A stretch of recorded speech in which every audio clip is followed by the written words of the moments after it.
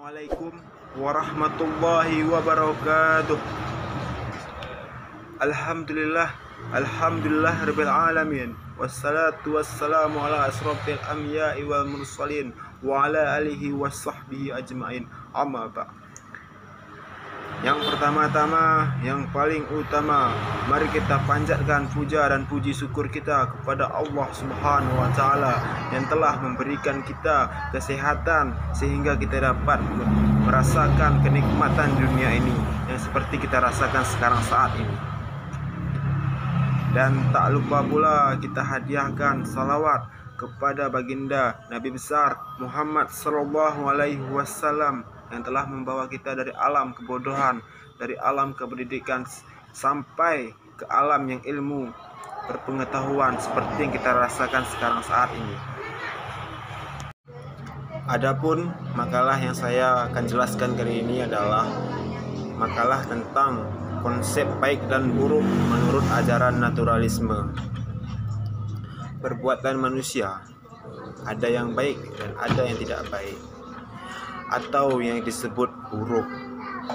Baik dan buruk merupakan dua istilah yang banyak digunakan untuk menentukan suatu perbuatan yang dilakukan seseorang. Kadang-kadang di suatu tempat perbuatan itu dianggap salah satu buruk. Hati manusia memiliki perasaan dan dapat mengenal perbuatan itu baik atau buruk dan benar atau salah. Penilaian terhadap suatu perbuatan adalah relatif. Ini disebabkan adanya perbedaan tolak ukur yang digunakan untuk penilaian tersebut. Karena ada yang perbedaan agama, kepercayaan, dan cara pikir, ideologi, lingkungan hidup, dan sebagainya. Pengertian baik dan buruk. Dari segi bahasa, baik adalah terjemahan dari kata khair dalam bahasa Arab dan good dalam bahasa Inggris. Louis Maklub dalam kitabnya mengatakan bahwa yang disebut baik adalah sesuatu yang telah mencapai kesempurnaan.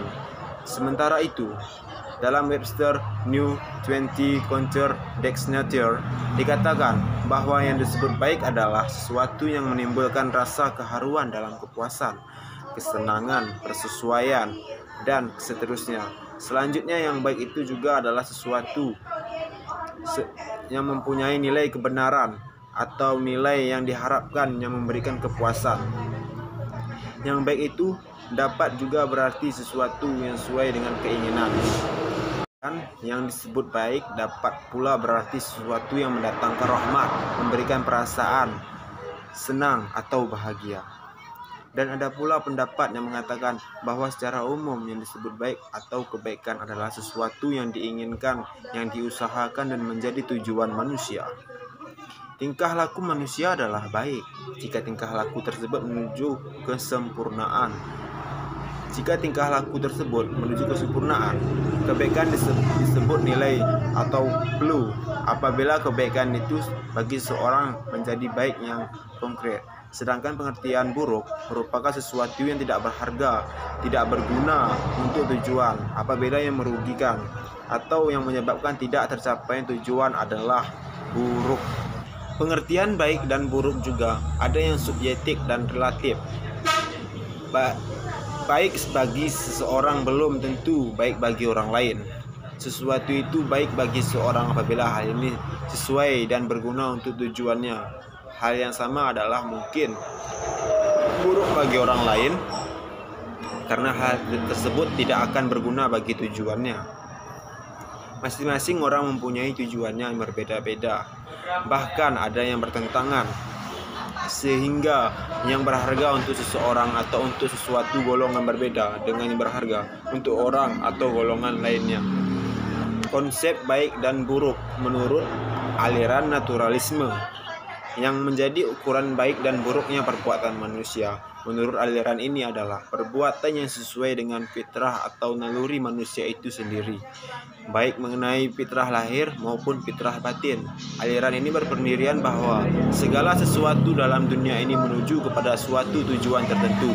Dengan memenuhi panggilan nature, setiap sesuatu akan dapat sampai kepada kesempurnaan. Karena akal pikiran itulah yang menjadi wasilah bagi manusia. Untuk mencapai tujuan kesempurnaan, maka manusia harus melakukan kewajibannya dengan berpedoman kepada akal. Aliran ini berpandangan bahwa dalam dunia ini segala sesuatu menuju satu tujuan saja. Dengan memahami panggilan natur, akhirnya masing-masing mereka menuju ke kebahagiaannya yang sempurna. Benda dan tumbuh-tumbuhan menuju pada tujuan itu secara otomatis, yakni tanpa pertimbangan atau perasaan. Kalau hewan-hewan menuju tujuannya dengan insting atau nalurinya, maka manusia menuju tujuannya dengan akalnya.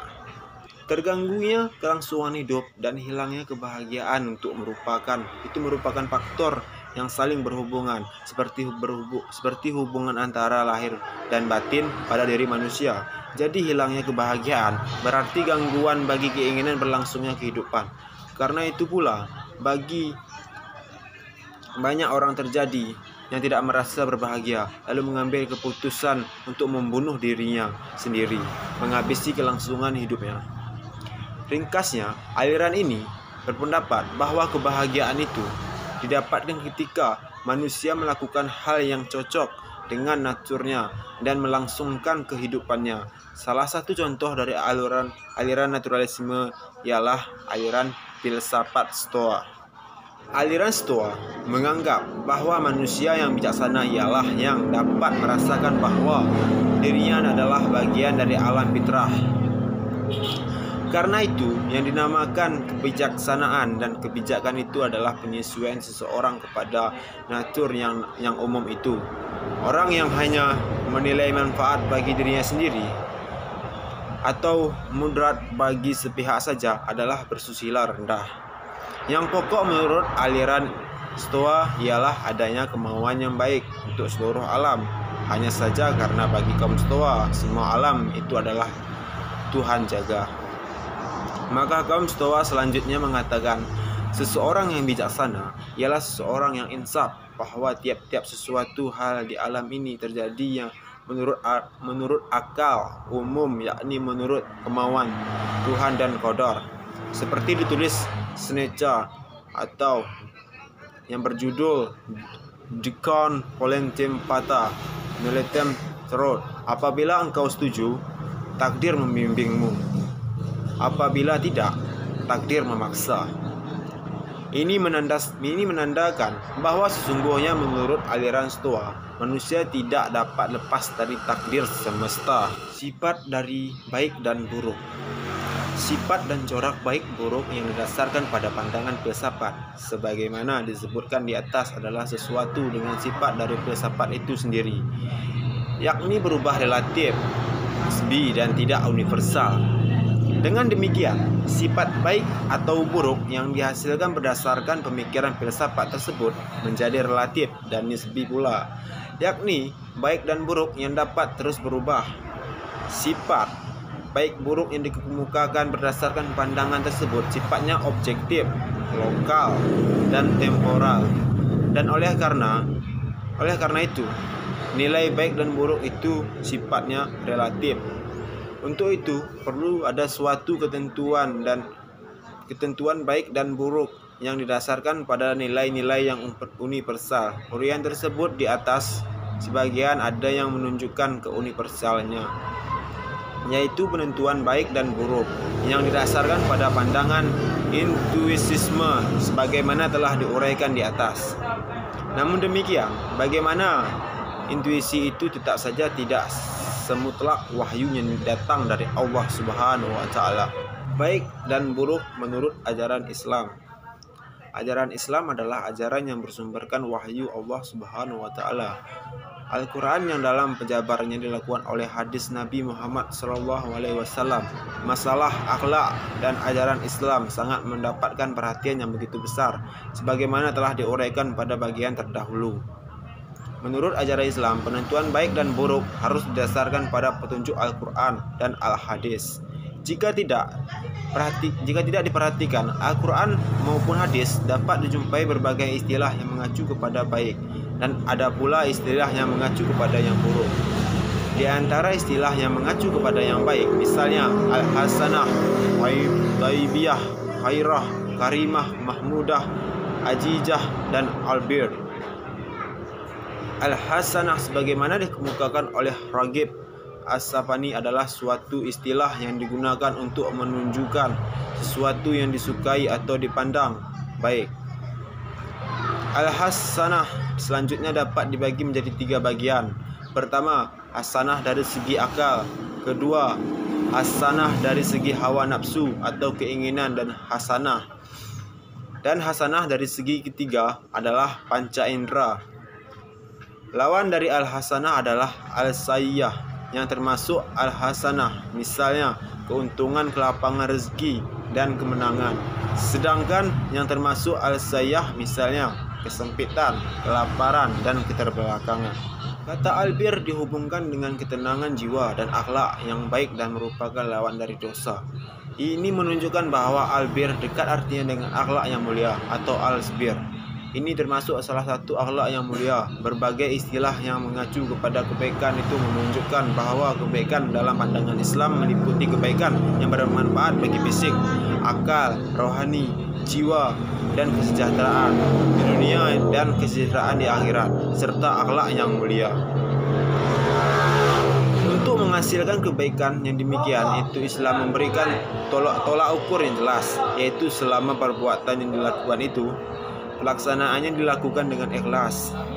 Perbuatan akhlak dalam Islam baru dikatakan baik apabila perbuatan dilakukan dengan sebenarnya dan dengan hendak sendiri. Itu dilakukan atas dasar ikhlas karena Allah. Untuk itu peranan ikhlas sangat penting. Selanjutnya, dalam menentukan perbuatan yang baik dan buruk itu, Islam memperhatikan kriteria lainnya, yaitu dari segi melakukan perbuatan itu. Seseorang yang berniat baik tapi dalam melakukannya menempuh cara yang salah, maka perbuatan tersebut dipandang tercela.